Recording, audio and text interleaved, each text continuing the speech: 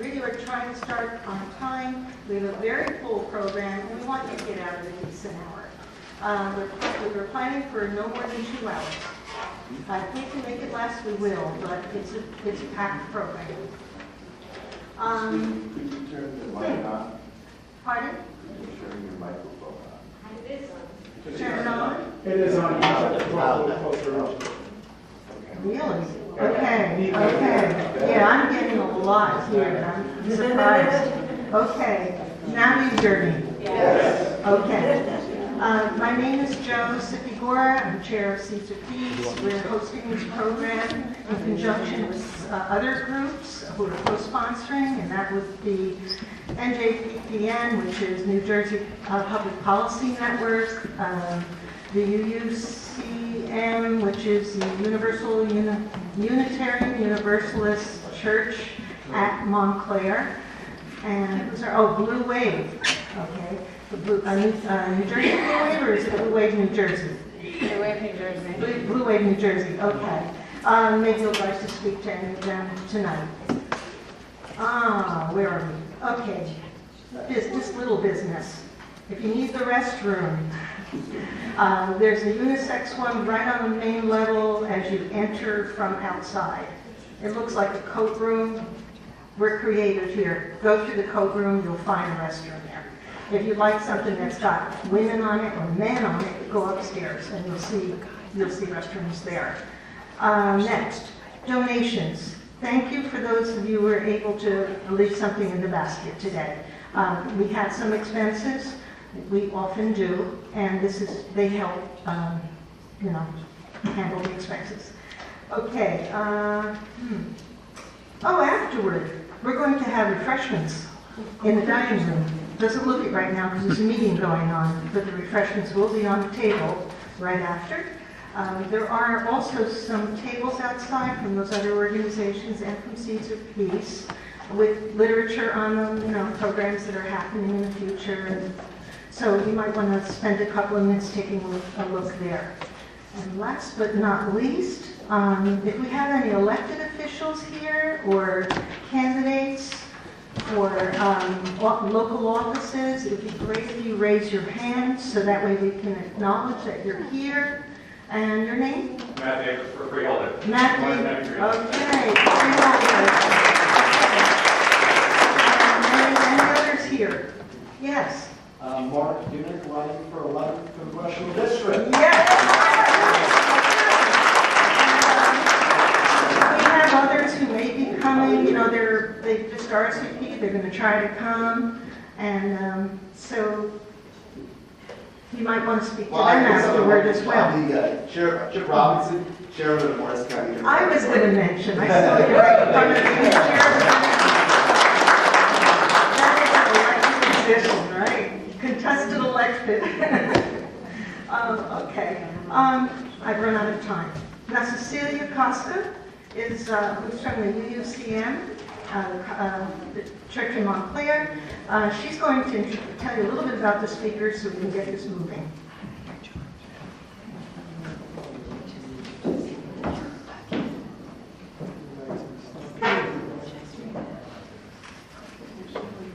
Citizens United in its aftermath. Not on my watch. This was a cry that aptly embodies the passion and commitment with which our two speakers this evening, Susanna Newman and Mark Njduc, have tirelessly... Susanna Newman and Mark Njduc have tirelessly led the New Jersey movement to get money out of politics over the last 4 years in New Jersey. Susanna Newman is a retired SUNY professor and a former professional dancer, choreographer, and film artist who lives in Cape May, New Jersey. While working on issues in education, healthcare, and the environment, it became clear to her that those efforts were continually being stymied by the influence of money. In 2010, she attended a national conference in D.C. where she met leaders working on the movement to overturn Citizens United and immediately realized this was her mission. She first formed a group named the American Dream Movement of Cape May County, which by writing letters and holding rallies became a vocal force in support of an amendment. Recognizing that tackling an amendment to the U.S. Constitution required a broad coalition of organizations, Susanna posted an online petition entitled New Jersey for the Overturn of Citizens United, which got over 3,000 signatures in the first week and 7,000 within a month. One of the people who responded to Susanna's online petition was our second speaker, Mark Njduc, who immediately committed to help build this movement in New Jersey. Throughout 2010 and 2011, with the help of national organizations including Free Speech for People, Public Citizen, and People for the American Way, as well as the New Jersey Public Interest Research Group, Susanna and Mark led the effort to launch the New Jersey for the Overturn of Citizens United Coalition, currently comprised of 29 organizations. Over the last 2 years, the NJOCU, as we call it, has spearheaded the successful passage of the resolutions to overturn Citizens United in the New Jersey Senate and in the New Jersey Assembly, as well as successful passage of 13 New Jersey municipal resolutions. NJOCU has also sent 17,000 and counting New Jersey petitions in support of an amendment to Congress. Our second speaker, Mark Njduc, is a digital audio expert, writer, and content developer who lives in Voorhees, New Jersey. Mark's career began as a high-tech entrepreneur when he co-founded a digital audio company in 1989, in which his role spanned technical development, marketing, and management. After the company was sold to a public company in 1996, Mark continued as a global product manager for another 5 years. Mark then decided to utilize his business and technical skills in education, and he subsequently taught computers and business systems to disadvantaged students, taught media studies to college students, and served as a business consultant and audio test engineer. Mark's path to this movement began with the realization in the early 2000s that the influence of money politics thwarted any attempt at reform on issues of importance to him. In particular, the war in Iraq, and later the Wall Street debacle. On the heels of the 2010 Citizens United ruling, and then the 2011 Occupy Wall Street protest, Mark decided for the first time in his life to become an activist. He began working with several national organizations leading this movement, including Wolfpack, Public Citizen, Move to Amend, Represent Us, and Root Strikers. Then, in 2011, when Mark connected with Susanna through her online petition to overturn Citizens United, they quickly realized that they shared the same vision to aggressively build this movement in New Jersey. A few months later, I was fortunate to meet Susanna and Mark when they were presenters at a rally in Trenton to overturn Citizens United that they had organized. Mark's strong skills in leadership, issue analysis and political strategy, and communications have been instrumental in the success of the NJOCU coalition efforts. I introduce you to Mark Njduc and Susanna Njduc.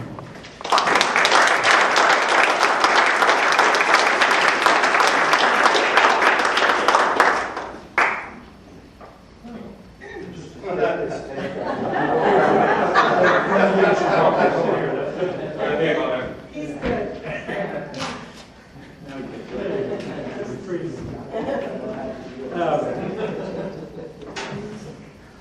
Hi, I'm Mark. I don't have a joke, so got that out of the way. We're here tonight to talk about restoring democracy, and I guess the question is, where did it go? Truthfully, most people don't understand what democracy means. You can meet people of various political persuasions who will tell you America is a republic and not a democracy, misunderstanding both terms in one sentence. Basically, a republic is something that seeks to solve the matters of the public, the Latin res publica. It also happens to be the name of Plato's Republic, and he had no real instinct for democracy, but he did write about a republic. Interestingly, he divided it up into strata, classes, that there were the guardians, the auxiliaries, and the producers. It reminds me of the Divergent movie a little bit. I don't know if anybody's seen that.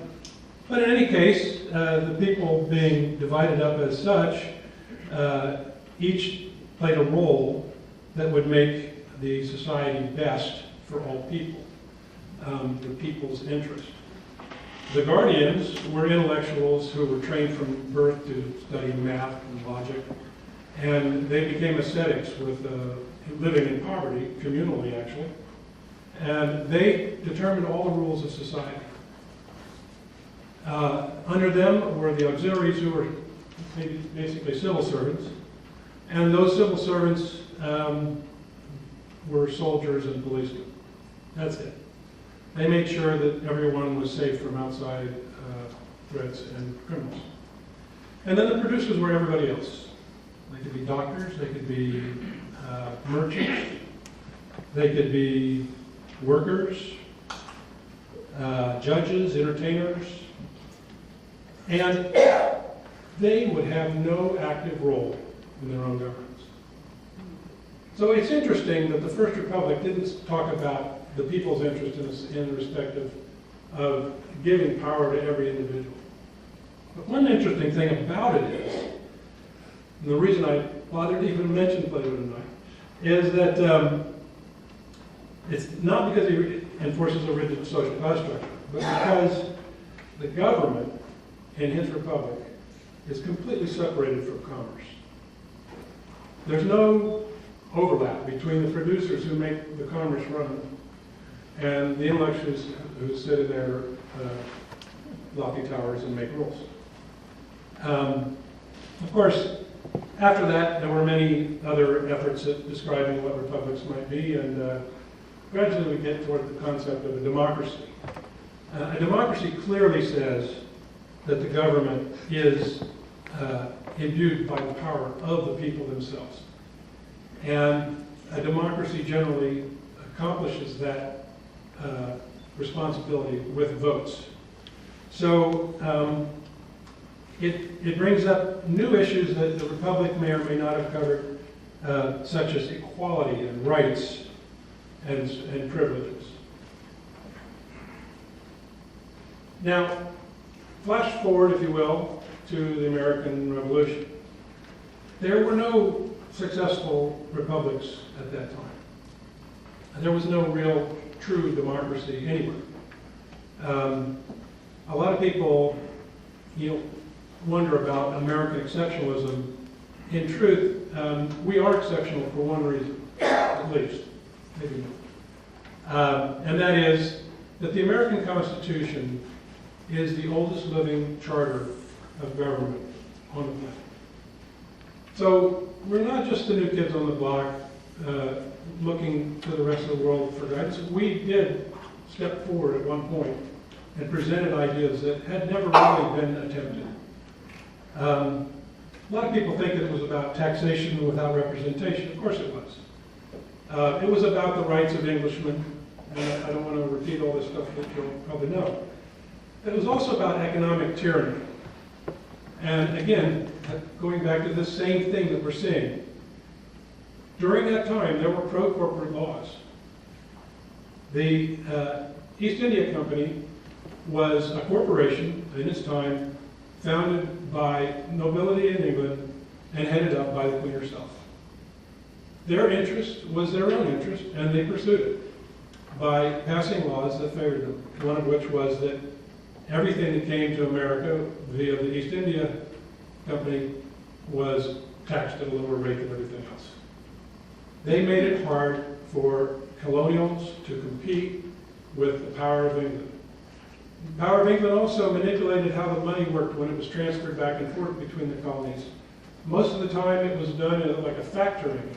They would hand over tobacco or cotton, and those things would then be remunerated with goods from England at some exchange rate that no one could ever quite figure out. It was a very, very controlled economy, and that's one of the key things that they fought against. And that's one of the reasons why the very first incident of a protest against corporatism was, in fact, the Tea Party. The Tea Party was an effort to strike at the East India Company, specifically. And they dumped the equivalent of millions of dollars of goods into the bay. So it was a radical protest. Okay, so I don't want to get too sucked in because I don't know where I'm in the time, but you know, we had the Federalist Papers that tried to describe how the Constitution was written. And the only reason I mention that is because I'm going to come back to it at the end of the talk. But it also set up this concept of how much power should there be in the central government and how much power should be left with the states. And all these arguments were played back and forth as they argued for the Constitution. And then after the Constitution was actually accepted, then there was a pressure to make sure that there would be rights granted to individuals and to states, and that the government would have some form of limitation on its authority, which brought, of course, the Bill of Rights. But it also set in motion other concerns, such as the battle between Hamilton and Jefferson, which was over who should run what vision did they really have for the future of the country. Interestingly, Thomas Jefferson actually proposed one of the Bills of Rights to be that there should be no corporate monopolies. So, a little known fact, that again, the whole issue of money in politics has been there from the get-go. And as Zephyr Teachout has pointed out in one of her very excellent papers, the entire structure of the Constitution is designed to shut off avenues of corruption. This is something we rarely accept, and in the modern dialogue based on how to interpret the amendments, we very rarely even mention. Interestingly, Jefferson went on to complete the Louisiana Purchase, which was one of the most federalist concepts ever attempted. A president who tripled the size of the country in one fell swoop and put all the early states in competition with potential new states. It goes on, you know, with Jackson fighting the second bank. There's been presidents, there have been Congress people who have tried to resist the influence of money. Abe Lincoln was actually a lawyer briefly for the railroads and ended up suing them just to get paid. But his great achievement, of course, as we know, he exerted federal authority over the southern states and ultimately, you know, kept them in the Union and freed the slaves. The freeing of the slaves was the 13th Amendment. The 14th Amendment is often known as the Equal Protection Amendment, and it says that all the people, including the freed slaves, and clearly that's what its intent was, have the same rights of protection under the law. But what we got was the Southern Pacific Railroad coming along claiming that that meant that corporations should be treated identically with respect to taxation and other rules. Corporations have pounced on the 14th Amendment repeatedly, and in fact, they won against Santa Clara County in the late 1800s, and it's trickled on out from there. Legal fictions is what they're known as. We sort of treat them like people. One thing, we need them to be able to enter into contracts. Okay. We need them to be able to own assets and property. Okay. Eventually, those things, by the way, are usually put into the chartering of these things by the states who create corporations. Corporations don't appear anywhere in the Constitution. There's no word as such in the Constitution. But the courts have gone on to say that it protects them from unreasonable search and seizure. I'm pretty okay there too, to be honest. Not everybody is, actually. A lot of people feel that corporations should be, their rights should always be specified. But we have created people out of them. We've created legal fictions first, and gradually we're making them closer and closer to people. The result of this was the corporations and the railroads and so forth got very, very big. A lot of money moved around, and we had the Gilded Age, and we had a lot of corruption in government, some of it very quid pro quo. And finally, toward the end of that century, we got the muckrakers, where the media, the Fourth Estate, finally stepped forward and said, okay, this is it. You can't keep trotting over the people. We're going to start reporting this. Teddy Roosevelt got elected and implemented the Tillman Act, which said corporations could not give money to politicians. So the courts in that time were actually acting on what Zephyr Teachout talks about. The idea that the Constitution intrinsically, its structure, is to shut off avenues of corruption. But by the 1920s, the idea that the First Amendment was the embodiment of everything that we needed for democracy had taken root in the court. And it's a good point. I mean, it's a very interesting way to look at it. Free speech, rights of assembly. So it's not like they were wrong, but it's led us to certain things with respect to all these other influences that have been going on. Finally, in the 70s, they realized that public campaign financing, or rather campaign financing, had kind of run off the rails. And they passed a law in 71, which was immediately challenged in court. That became Buckley v. Vallejo. And Buckley v. Vallejo is an important decision, really, truly the most important. It's more important than everything that's come after it. Because it said direct donations look like bribes. Therefore, donations are not free speech and may be limited. And money spent, however, equals free speech. Money spent by candidates or anyone else cannot be limited. That's a conundrum because it meant that politicians had to fill a thimble full of money and then run to feed a swimming pool of need on the other side. Money was being spent at crazy rates, but they were trying to chisel away at it. So they found a lot of workarounds. When people tell you that nothing can be done about this, money always finds a way, well, don't set it up like we've done, and you'll find that there probably is a way. It shifted all politicians away from voters and toward the funders, and it shifted politicians toward politicians who could fund themselves. I just want to say money is not speech. Even money spent to advertise and spread the word. Money is an amplifier. If I spoke to you all right now at 140 dB, you wouldn't hear me, you'd go deaf. We don't have the right to make other people go deaf. That's not what's free speech is about what I say, not how loud I say it. Money is an amplifier. And the population of America under this onslaught of money-driven speech is going deaf. So Bellotti, a little bit later, held that corporations could contribute to ballot initiatives based on First Amendment rights. And then we went through another 30 years of becoming increasingly more corporatist. I'll skip over this because I'm going a little slow.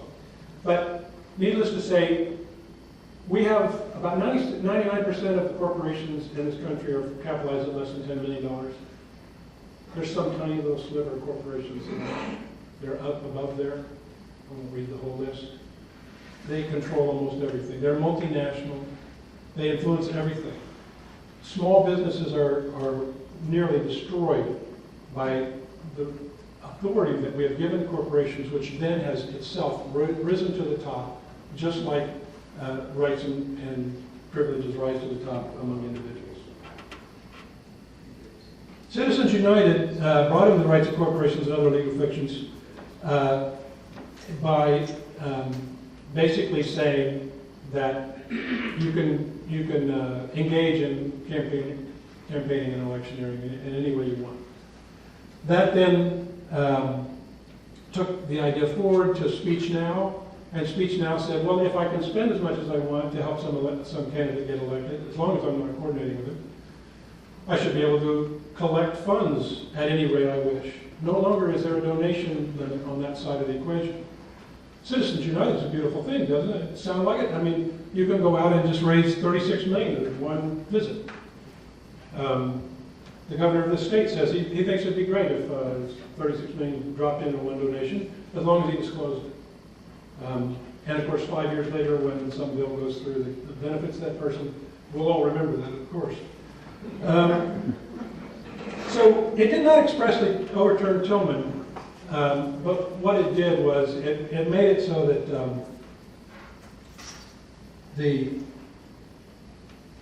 the power, again, has shifted even more toward those who are willing to put money forward as opposed to those who speak.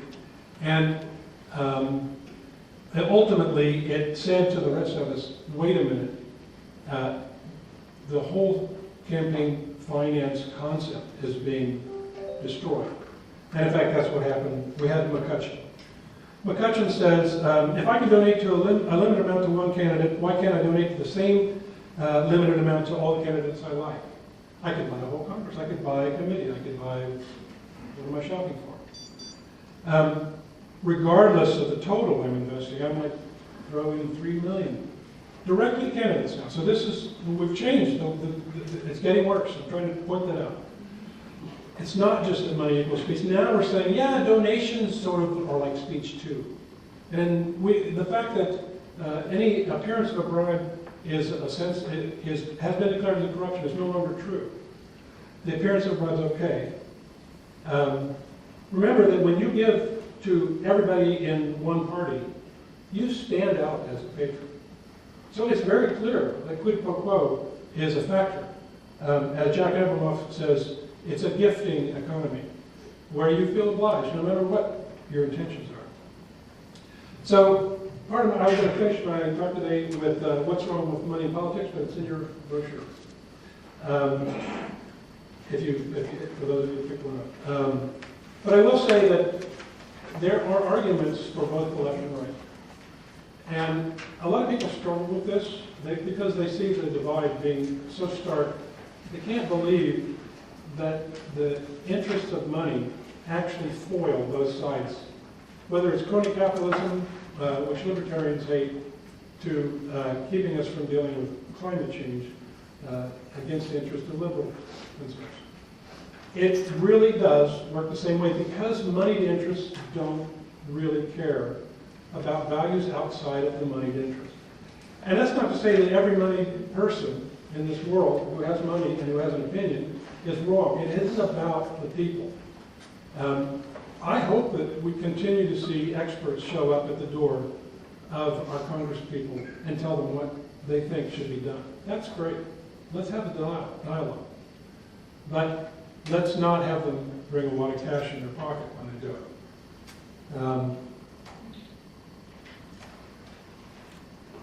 So, the Federalist Papers. I said you'd get there. Essay 52 is concerned with representatives in their election. The essay also talks about the right to vote, insisting that this is a right essential and fundamental to the Constitution. So, some basic stuff there. This is from Madison himself, who did write the Constitution.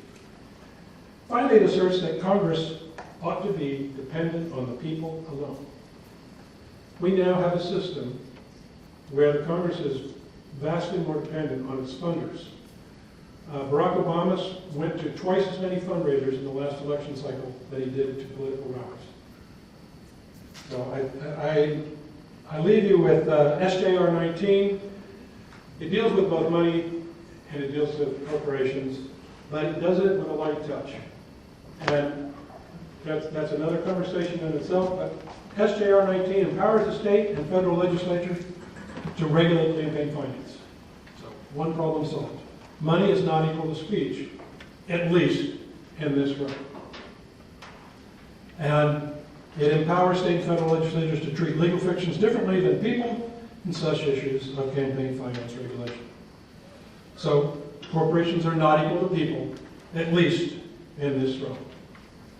That is a very reasonable solution. That's part of the reason why we're here tonight to talk, so we can get behind this movement and we can reach out to more people on both sides of the political spectrum about how this is wounding their cause, how it's defeating the American dialogue, and how it's corrupting the basic sense of what we thought we did when we created this democracy. Thank you.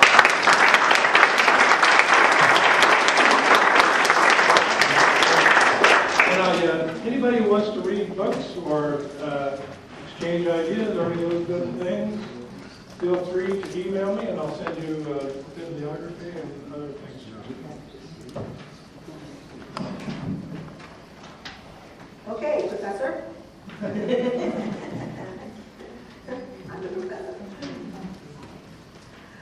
right.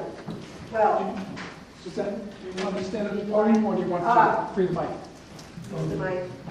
Or you could use the podium. Wait a minute, Suzanne. I was going to just tip this up, because I didn't use my mic. Would you rather use the podium? What's easier for you? Yeah, your takes on the podium if you want to. No, I think I'll sit down. Come right behind the desk. Oh, where are you going for? I've been there on that side of the theater. All right. You want to take that? Can I be heard? Can I be heard?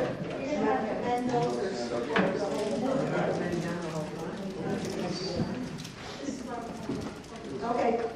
All right. I'll go here. Just push it down for yourself.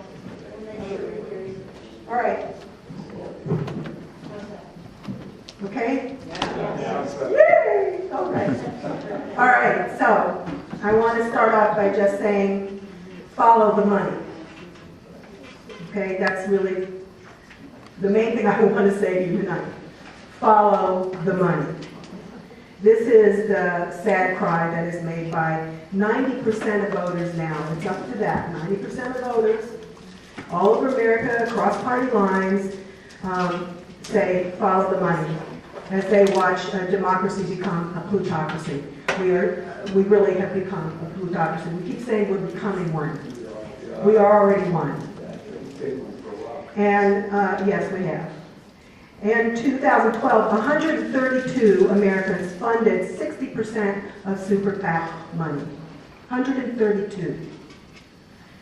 By that count, by this November, end of this November, this cycle, that number will represent 1/100th of 1% of America. So what makes us think that we have a representative democracy now? We don't. It's gone. Our current Congress is not, as Mark said, dependent upon the people alone, but upon the funders. This is corruption. The Citizens United in their briefs, Scalia, I think it was, it said, it doesn't, the case doesn't even rise to the level of the appearance of corruption. I want to know on what planet he lives on, but in any case. Big money has become deafening. It drowns out the voices of ordinary citizens whose single vote cannot compete with the voting power given to the billionaire or the large corporation through unlimited campaign donations. That's why this amendment becomes important, because it advocates for limits, reasonable limits. Nobody's about burning books like Ted Cruz talks about and stuff. It's not about reasonable limits is what we're talking about. Who has more access to a congressional office? The one who gave $300,000 to the campaign, or the one who gave $30 to the campaign? 330. Who's got the most access, do you think? Unfortunately, campaigns must go after the big money because one $100,000 donation is much easier to get than $10,000 $10 donations. So they seek out the one big one so that they can have the money that they need to work with. And once they have the money in order to get into the game, to compete, they are now trapped in the cycle. How do they get out of that cycle? We kill off very well-intentioned, good public citizens who want to do a good job, and we kill them off. We take their souls away, basically. So the greatest fear that an incumbent has is just before an election that some anonymously funded big super PAC is going to come in and drop a big, $1 million ad down on top of his head, disparaging him. And then he'll have no chance to answer it, so he has to go get some big money. But once he gets the big money, then the candidate, of course, is obligated to kind of buy into that donor's politics. There's no way to kind of avoid that situation. And I think a lot of them talk themselves into thinking it's okay. That's where the corrupting nature happens. For example, why is it that 90% of American people want background checks on gun ownership, but the Congress has not passed any common sense legislation to control gun violence? Follow the money. And in this case, follow its overt political intimidation. Yeah, if you vote for that, I'm going to come in, and they tell them that. They walk into the congressman's office and they say, I'm going to come in and I'm going to just kill you off. Yeah? So, what does that say about our democracy? And then what happens when they get into Congress is that public policy becomes driven by the big money interests. You know, not what's in the long-term best interest for the country, but what's in the short-term best interest for all that wealth out there. So, yeah, I see this as as like the number one issue, like I said. I mean, everything I cared about, the environment, other things, I'm spinning my wheels there. I'm wasting my time is what I felt. I felt like I'm wasting my time. If I want to do something, then the first and most fundamental thing to do is to get the money out. We have I wanted to say, well, so what is NJOCU, New Jersey for the Overturn Citizens United? Cecilia already told you we're 29 organizations, a coalition. And when you say, who are you? I want to ask you, who here supports the Sierra Club? Raise your hand. Who here supports Food and Water Watch? Raise your hand. Who here is a former teacher, is a member of AFT, American Federation of Teachers? You're talking about financial support, right? So, financial support, or as a member of, active in the organization, either way, yeah. Citizen Action, yeah, or CWA, communication, there's a lot of communication plants that come in from Philadelphia and stuff, CWA. The Main Street Business Alliance, Small Business Alliance, yeah, anybody part of that group? That's like so important. They are adamantly opposed to Citizens United. The Coalition for Peace Action, if you want to do anything about that in the world, yeah. NJPIRG, NJPPN, those public research groups, yeah. If you are interested in any of those things, and then if you'll look at your packet, there's a listing of all the organizations that are part of NJOCU in there for you. And if you're into any of these, then you are NJOCU. We're just a collection of people who care about democracy and see this as a way to show their passion and their care. We have a two-pronged approach at NJOCU, amend and reform, and they go side by side.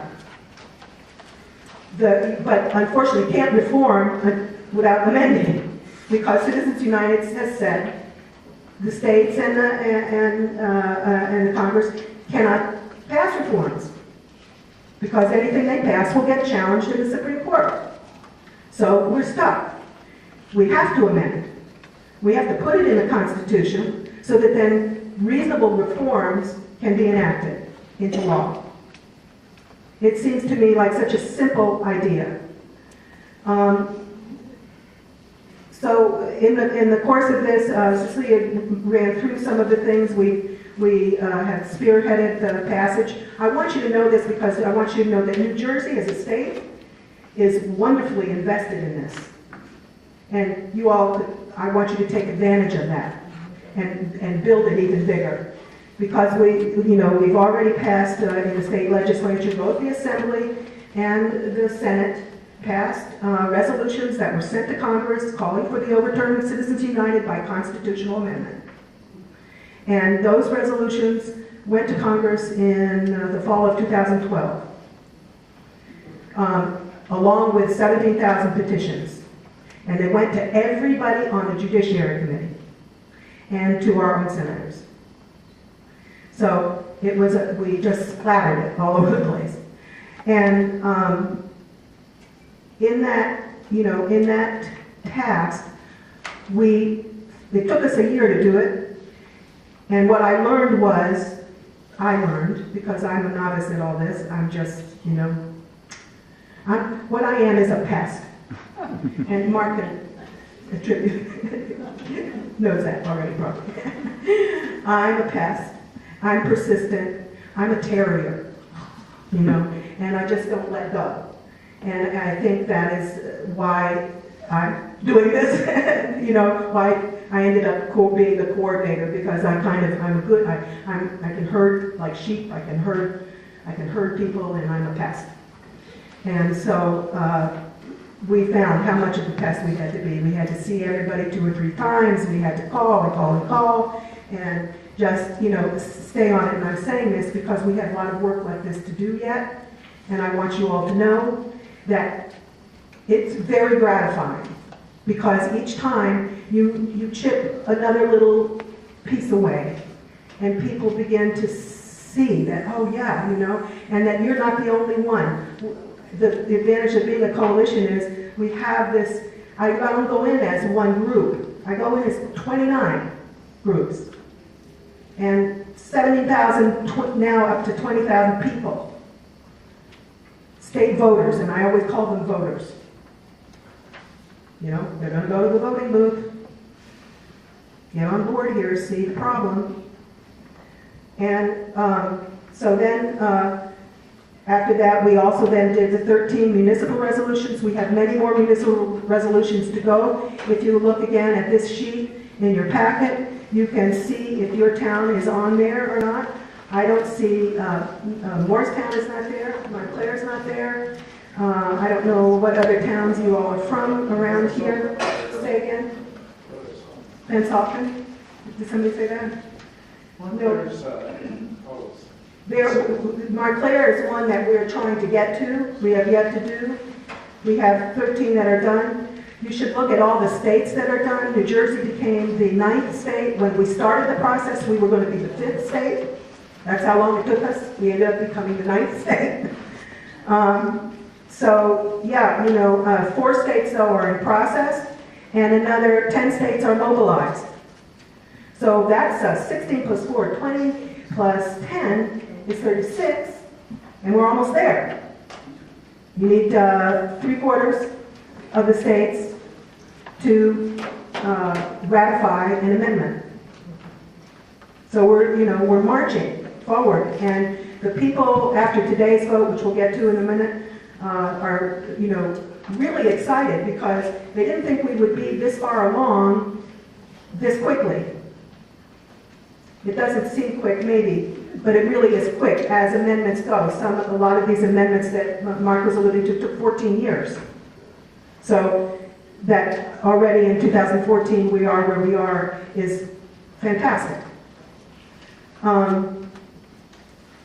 We've created this website. Write it down, www.njocu.org. Mark is our webmaster for that. We invite contributors. It's just a wellspring of information and other websites and references and articles and conversations and points to use, bulleted ways of using language when you talk about this issue, when you're trying to be a persuader. So there's just lots of stuff there. Yes? Say your website again slower. Yes. www. And then the initials NJOCU.org. All lowercase.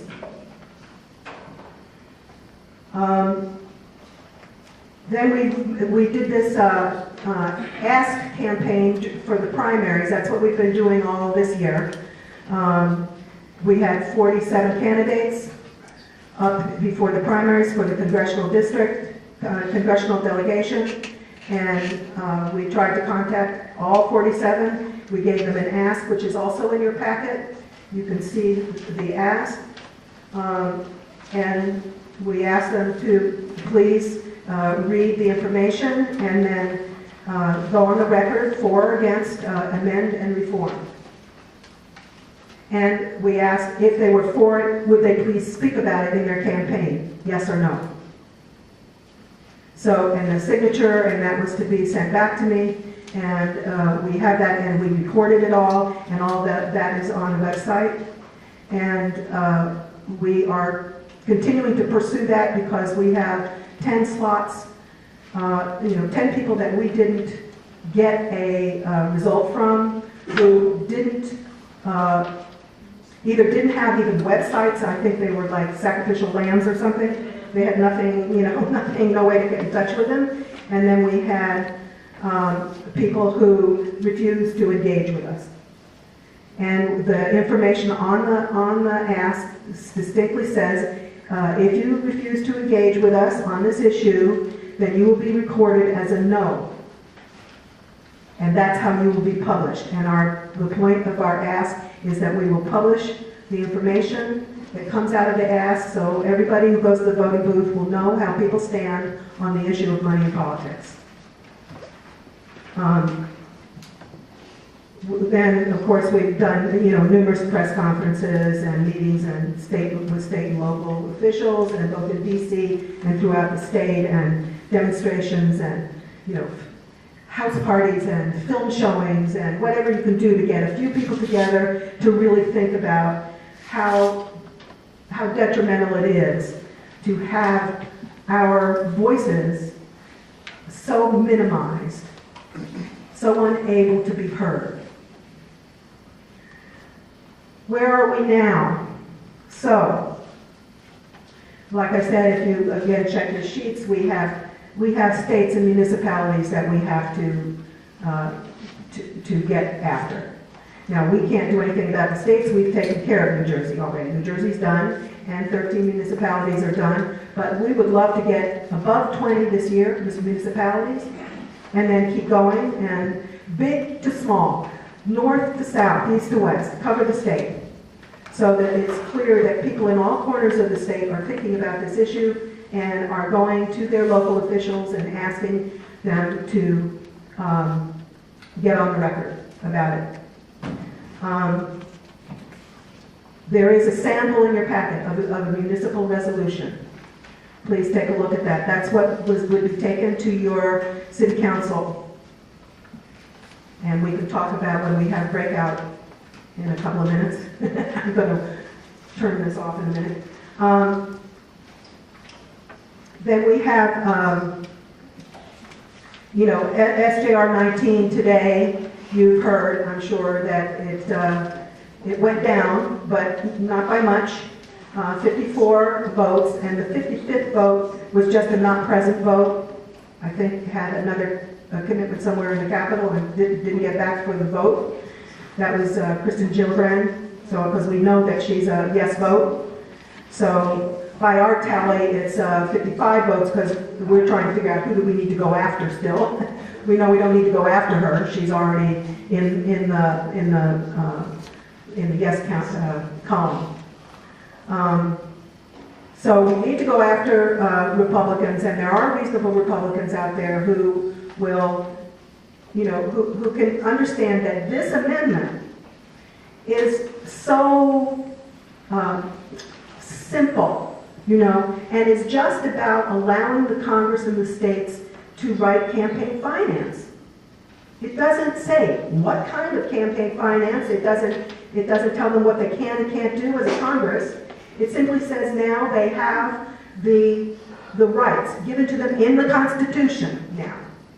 That's the deal. And so I think it's, I just don't understand what all the hubbub is about, frankly, except that money wants to keep a hold of their money and they want to do with it what they want, and so but in terms of an intellectual argument about, what's proper for the Constitution and how it dismantles the First Amendment, oh my goodness, what a ruse, that's just a joke. Because what it does is enhance the First Amendment. It goes back to one person, one vote. So we need to contact members of the Senate We need to keep on them. I've given you in your packet as well contact information for people who are not yet on the record in the Senate and for the House Judiciary Committee, because that's where HJR 119, which is the mirror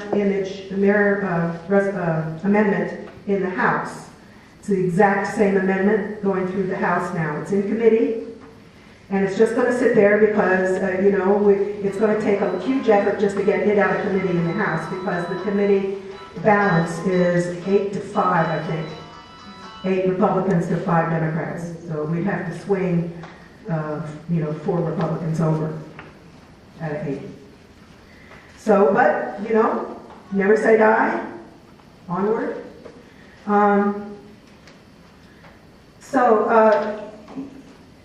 We have the Government by the People Act that focuses, that's in your packet, that focuses on small money donations, and that's one of the reforms that we're advocating for.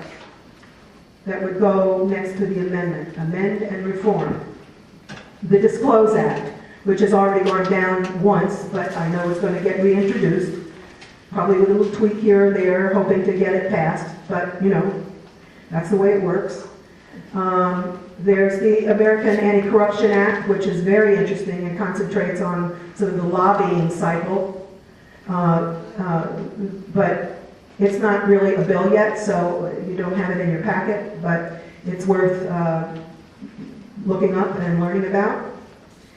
And then there's the May Day PAC. You've heard about, how many of you have heard about the May Day PAC? Yeah, that's Lawrence Lessig's baby, where he builds a super PAC with one-time donations to some candidate that is needing help and is all in about money in politics.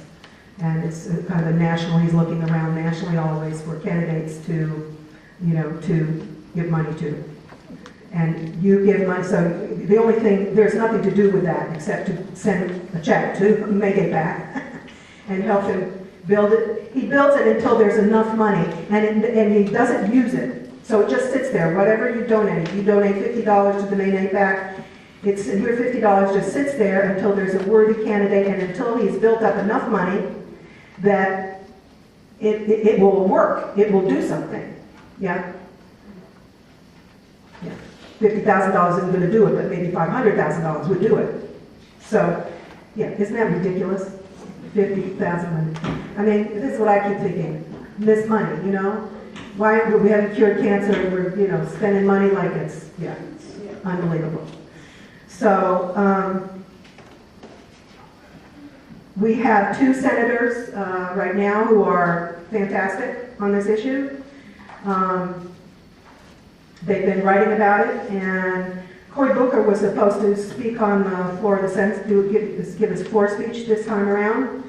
I think maybe they closed before his name came up. They just put their name on a list. But I know that his name was on a list to floor speech. We had sent a petition to him, asking him and Menendez to please do floor speeches, and we, on last Friday, I sent a load of petitions to them and called his legislative director and hounded him and said, okay, come on, step up to the plate. So anyway, it's all good. And what we want to do today is, can I just go ahead and do this? So we have a little Q&A. Yes, oh right, little Q&A. Mm-hmm. Soon as you're done. Yeah, I'm done. It's just building people power.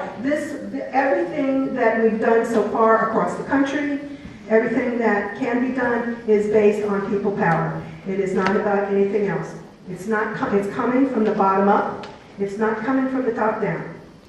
So we're here to beseech you to think about this and see if you could give a little time to this effort and to this issue in whatever ways fit your personality and fit your locale and what you think you might be effective at. Thank you.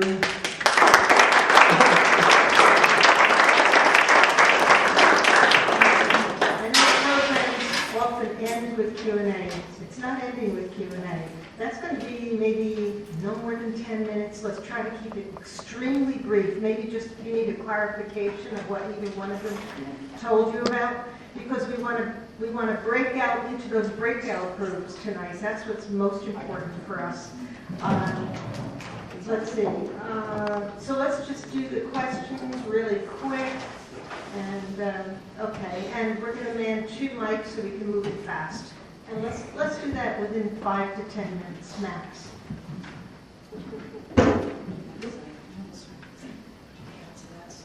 Questions? Jeff Saxton, District 9. This is like a real quick thing. Glass-Steagall was the original law. Covered that up with Dodd-Frank. It's a real mess. This particular thing, reasonable, is going to be, its lobby is going to drive a truck through it. England's a democratic country.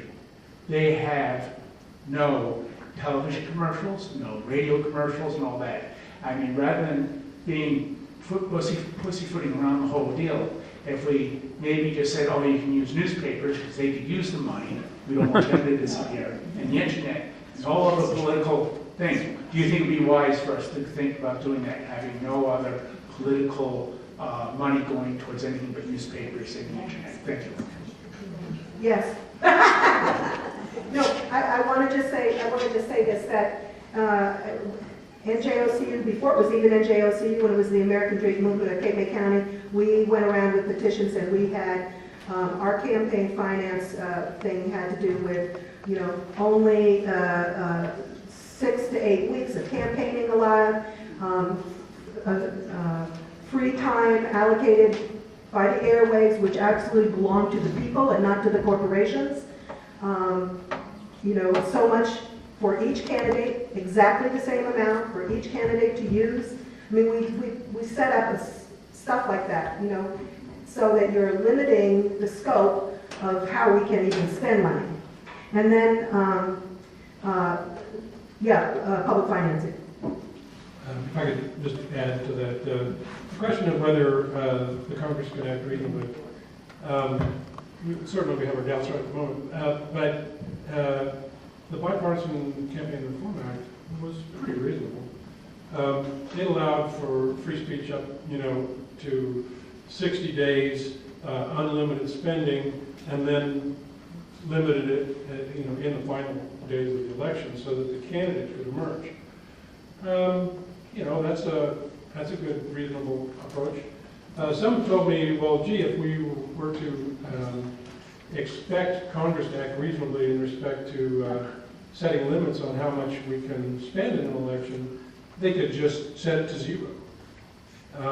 They might be unreasonable. That's an argument from the other side. But I pointed out that, you know, the exact same thing exists on the donation side. Congress established a reasonable limit. They've had a lot of debate. We've heard from both sides. There's people who want it higher than it is right now. There's people who want it lower than it is right now. It's $2,600 a person.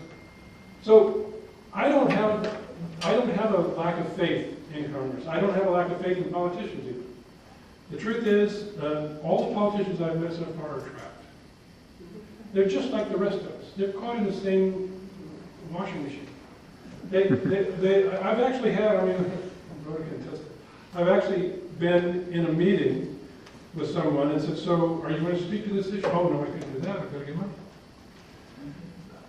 We can't possibly evaluate what they can do, what a politician can do, how they can react to circumstances. If we stack this weird thimbleful to the swimming pool, I mean, I could go through all of these other corrupting influences that come out of creating rules based on abstract principles and not on just good common sense, because we have legal decisions that keep us from regulating. I would like to hear if I could, oh, Mark, go ahead. We want, I'm sorry, one on each side. Cecilia, would you get this so much? Just so you alternate. We don't want to favor the left or the right here. Oh, here. Are we that way?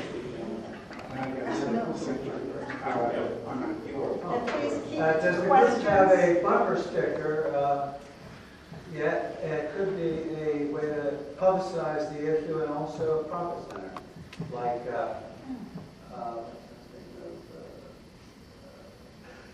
citizens.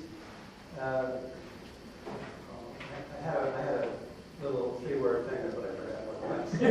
Do we have a bumper sticker to publicize this? Well, I'd be very glad to communicate with Susanna if you come up with an idea, and Mark, if that's a good idea, so we can pass it to them. We haven't had any, we don't have a budget. Overturn. Everything that we printed, everything that we do And let is people just ask what CU means. Citizens United. This is really grassroots, and you've heard the story tonight of the beginning of this and what they've accomplished in these 4 years. I mean, I'm bowled over by that. When I think of how many states have passed a resolution now, and municipalities, and how many people, they just went door to door. But it can be done. And if we can reach 3/4 of the states, we can bypass Congress too. But maybe it doesn't have to be done that way. Just for what it's worth, Okay. without a I have budget, questions oh, though. I'm sorry, just for what it's worth, without a budget, we could do something like Cafe Press and maybe make those numbers different. That's a great idea. Yeah. We have a whole section here on breakouts that we're going to do next, and we hope you all bring good ideas to the mix so we can come up with stuff like that. I think that's great. But let's just take no more And than you are, 5. and you are NJOC. Okay, we're going to take no more than 5 minutes now for the remainder of the questions. First of all, it's great to be here. Thank you for doing what you're doing. I would like to add a potential solution to this. Everybody is a voter. For example, I'm in the 11th district. I could only vote in the 11th district. Why not limit contributions only if you live in that district? You said 100, 150, limit the contribution. An individual could only contribute X dollars if you live in the district. If you're a business owner as well, you could contribute. To me, it's common sense. I will tell you what my challenge is, and I know this is not a question, but I'll just share it quickly. I just saw Representative Freeland Heisen maybe an hour ago at a 9/11 memorial. I approached him very friendly numerous times. I said, Congressman, how are you? Kid you not, he literally ran away in fear. I said, sir, I've accepted 3, I didn't see him use the word debate. I said, there's forums. Why don't we share our, I couldn't even say, can we share our ideas? He just was out and about. What's missing from this as well, it's not just the contributions, because we're talking about how we're going to get our voices heard. What I would like to see as well is the municipalities getting involved and saying, you know what, at once a month or once every 2 months, let's have an open forum. We may not have a quote-unquote debate between 2 candidates, but you know what, give me an opportunity to share my thoughts. Because at the end of the day, I'm solutions driven, and I think the best ideas should rise to the top. But if I'm not given an opportunity to share these ideas, I know this is not a question, I apologize, but if I don't share my ideas, voices won't get heard. I have something that I want you to think about, and then tell me what you think. Would it be a problem for wealthier districts as opposed to not so wealthy districts? Particularly for like Senate races where you're covering the state? How do you do that? So I'm just asking for you to think a little more. I think $100 maximum contribution per individual, in my mind, is reasonable. That means you can only raise an X amount of dollars, and it will force the candidates to speak their minds. And it's not just running on fluff, run on substance. How are you going to solve our country's problems? And if you don't have any solutions for our country's problems, you shouldn't be running. I just want to mention, I'm not sure if I understood the whole thing, but we can't regulate locally to solve for court decisions at the national level for federal elections. That is all decided. And in fact, in the last election in this state, a Democratic group went to come in here and spend a lot of money, spent $3.5 million. They wanted to make sure that the Democrats retained control of the state legislature.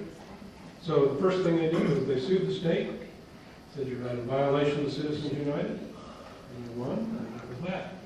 So, this is something we've had to say to people in the state legislature when we went through this process. We often hear, well, we could do this or we could do that. We'll have a program here or a commission with it. No, not really. A lot of it is driven now from the top down because of these particular court decisions and their relationship to the Constitution.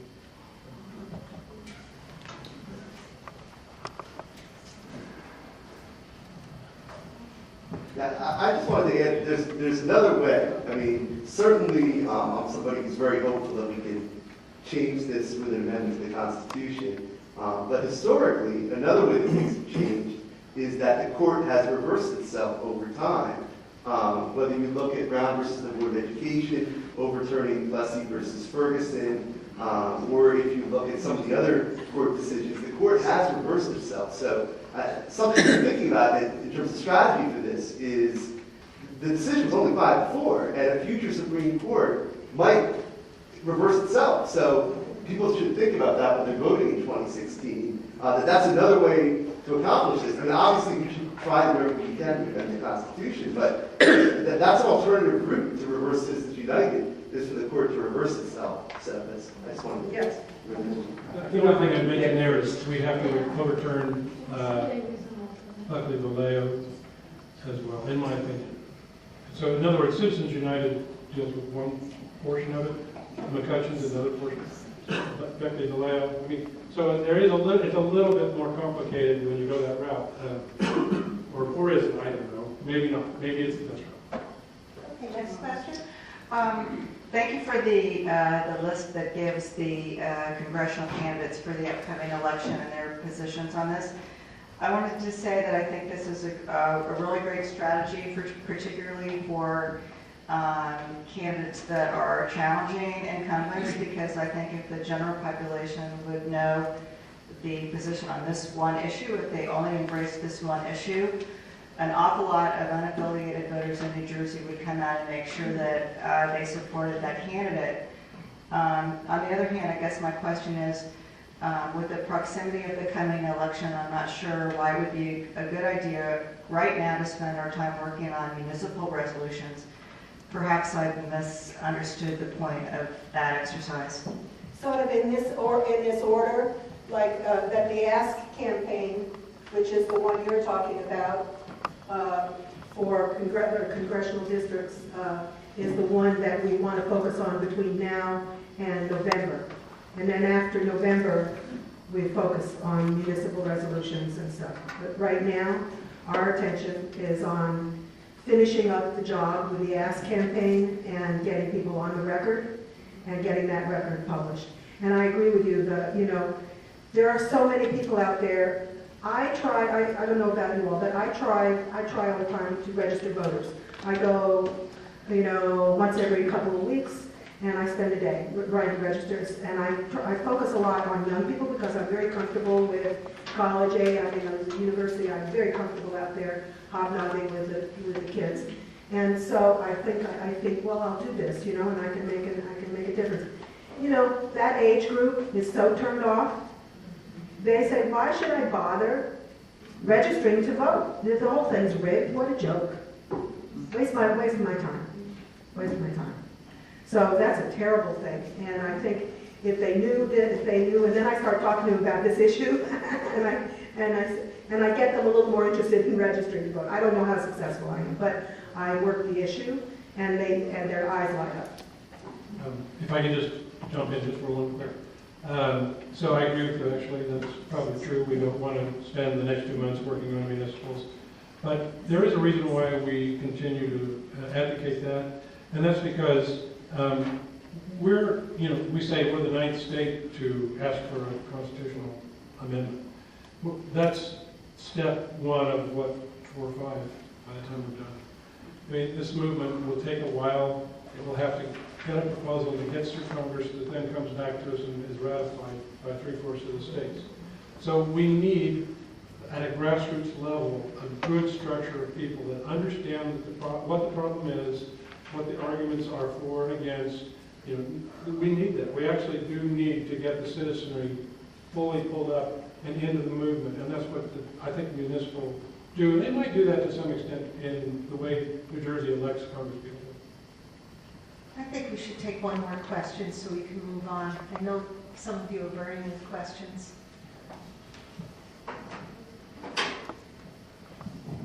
I think the best thing that people in this room can do in the next 2 months, if you have a candidate in your congressional district who's worthy of your support, go out and support him.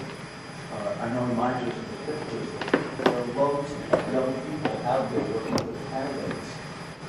You can corrupt them in the right way and encourage them to be involved. Say, you're doing a great thing. High school kids, college kids, they're out there. They're being organized. These congressional candidates are doing the organizing for us. We should, in these 2 months, work for that. We need to control Congress, and we can't do it by financing it. Okay, so we're going to go into breakout groups now. Please scan the sign-in sheets.